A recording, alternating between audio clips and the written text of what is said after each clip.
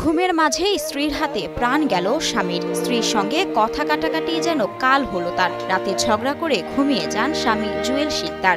এরপরই রাগে ঘুমের মাঝেই স্বামীকে খুন করল পাষণ্ড স্ত্রী তানিয়া।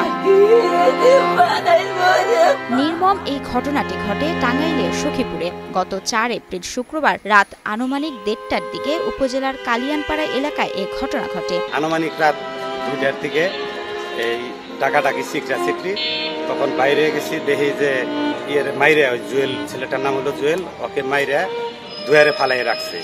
নিহত জুয়েল শিকদার ও তার স্ত্রী তানিয়ার মধ্যে পারিবারিক ছোটখাটো বিষয় নিয়ে প্রায়ই ঝগড়া হতো। তবে সেই ঝগড়া এমন চূড়ান্ত রূপ নেবে তা কেই বা জানত। গত ১৭ বছর ধরে তাদের বিয়ের সংসারে ৩টা বাচ্চা আছে।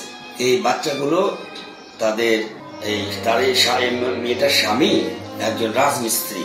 তো সংসারে একটু অভাব অনটন বা যে কোনো সমস্যার কারণে বউ স্বামীর মধ্যে একটু কথা কাটাকাটি, হাতাহাতি, এক পর্যায়ে গত রাতে এটা কি চূড়ান্ত রূপ ধারণ করে।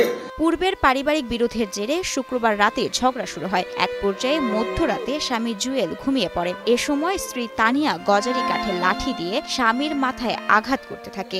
এই স্বামী স্ত্রীর সাথে রাগারাগি করছে, স্ত্রী স্বামীর সাথে রাগারাগি করছে, করার ফলে এই স্বামী ধরে মারছে। তখন স্ত্রী হাতের কাছে যা পাইছে সেটা দিয়ে মারছে। তো ও মারার পরে কিছুক্ষণের মধ্যে তার স্বামীকে স্ত্রী তানিয়া স্বামী জুয়েলের মাথায় একটি রড দিয়ে কাঠের টুকরা দিয়ে আঘাত করছে, পরে সে ওইখানেই মারা গেছে। স্বামীর চিৎকারে স্থানীয়রা এগিয়ে আসলে ওই স্ত্রী পালিয়ে যাওয়ার চেষ্টা করে। জুয়েল শিকদারকে রক্তাক্ত অবস্থায় দেখে জুয়েলের পরিবারের অন্যান্য সদস্যরা চিৎকার করলে এলাকাবাসী মহিলাকে আটক করে। পরে তাকে পুলিশে সোপর্দ করা হয়।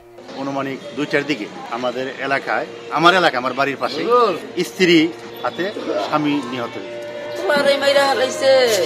আমি তো বাচ্চা না, আমি তো আলাদা বাড়ি করে দিচ্ছি। আমার আগুন বানাই দিচ্ছে, আমি কি করবো? আমার এই আগুন জ্বলন না বুঝে ভিতরে বেঁচে আছে। স্বামীকে হত্যার অভিযোগে তানিয়াকে গ্রেপ্তার করে আদালতে পাঠানো হয়েছে। আইনি প্রক্রিয়া শেষে লাশ ময়নাতদন্তের জন্য টাঙ্গাইল জেনারেল হাসপাতালে পাঠানো হয় এবং এ ঘটনায় হত্যা মামলা দায়ের করা হয়েছে বলে জানান সখীপুর থানার ভারপ্রাপ্ত কর্মকর্তা মোহাম্মদ জাকির হোসেন। সংবাদ পেয়ে আমরা তানিয়াকে অ্যারেস্ট করে নিয়ে আসি, মামলার ডেড বডি পোস্টমর্টমে পাঠিয়ে দেই এবং ওই মামলা রেকর্ড করে তানিয়াকে এখন আদালতে পাঠাবো।